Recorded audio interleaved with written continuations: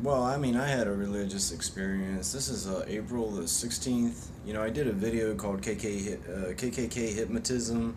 I don't know if any of you guys have had a chance to see that. But in the video, a lot of people would say, "What is that purple liquid? What is he talking about?" Well, when I was, a long time ago, you know, you noticed the room got darker and darker and darker when I did the video.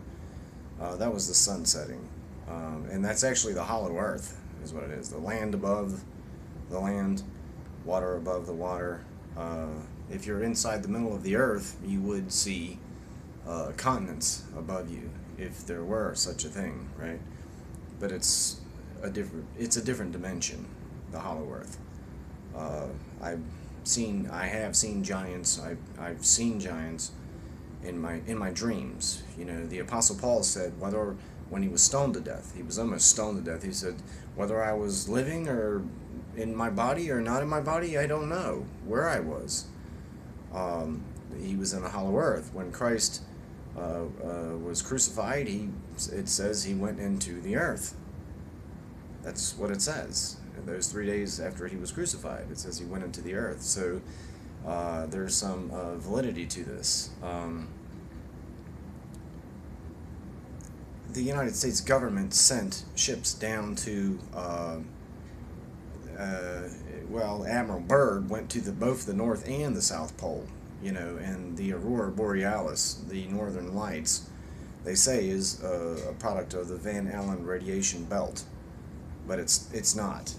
There's some kind of a magnetic field that is creating these dimensions on planets, on almost all the planets, whether it's Mars or Mercury or Venus, all the planets. They have them at the polar regions of the planets that go into this other dimension. And how do I know? In Scripture, in Revelations, I'll say this briefly because I only have a little bit of time. In Scripture, it says that in the last days that the heavens will roll up like a scroll, and that the stars will fall from the sky. How's that possible? Unless something is, you know, like making this whole thing wrap up like a paper, you know, and then we see a reality beyond reality, you know, and I think that was what the thing was.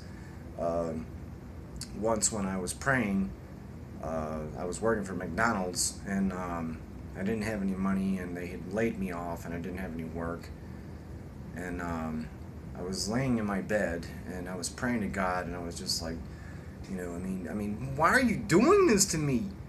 Why are you doing this to me, God? Why are you doing this to me? You know, I don't have no work, I don't have anything, everything's fucked up, I can't find a woman to love me, nothing works, why are you doing this to me? And then there was this purple light that came on, and I saw all the elements, atoms, everything.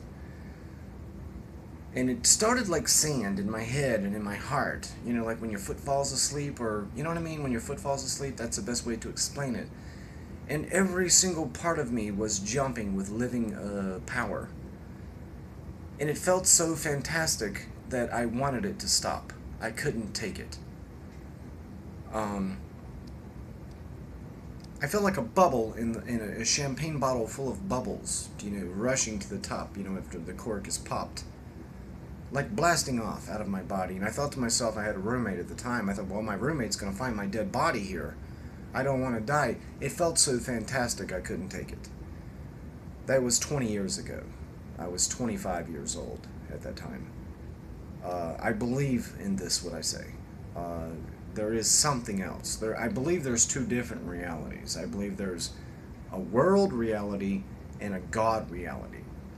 I believe the world reality is against white people because white people personify more of this spirituality than almost any of the other people here.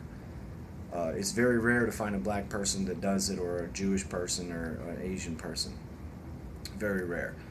But it's mostly white. So your being white will transcend your physical presence because your spirit is the same as what is manifested in this reality. Like what's manifested in this reality is me, what you see, Angus, white person. Okay, when I'm dead, same thing.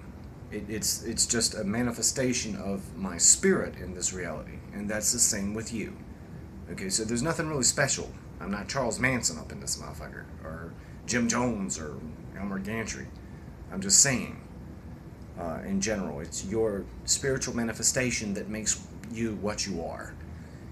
We are being attacked. We are being genocided. We are being spiritually attacked. Loki, in my opinion, is Satan. Thor, in the Norse, his enemy is what? The Midgard serpent. That's his enemy.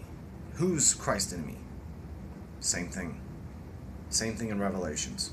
It says he laid hold of that old dragon, that old serpent, and he threw him in hell. Bound him for 1,000 years in the bottomless pit. A pit where you fall constantly and do not stop. There are similarities in these stories. How much has been corrupted by mankind, I don't know. But I do know that they are attacking white people, and it does seem to be white Christian people.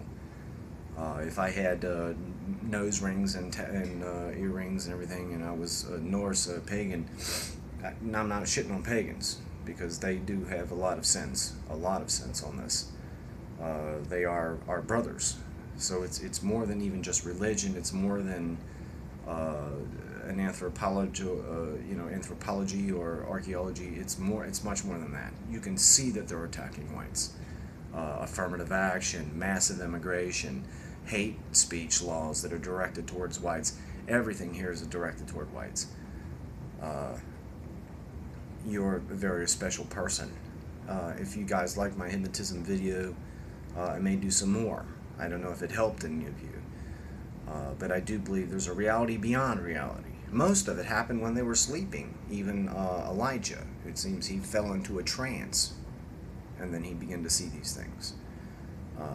The form of a man appeared, it says, with sapphires and a throne and some image of a man. But he was just sitting there. He was just, it was almost like he's hypnotized. But he wasn't hypnotized. He was moving into a different dimension. And that reality continues when we don't have bodies or life in our physical.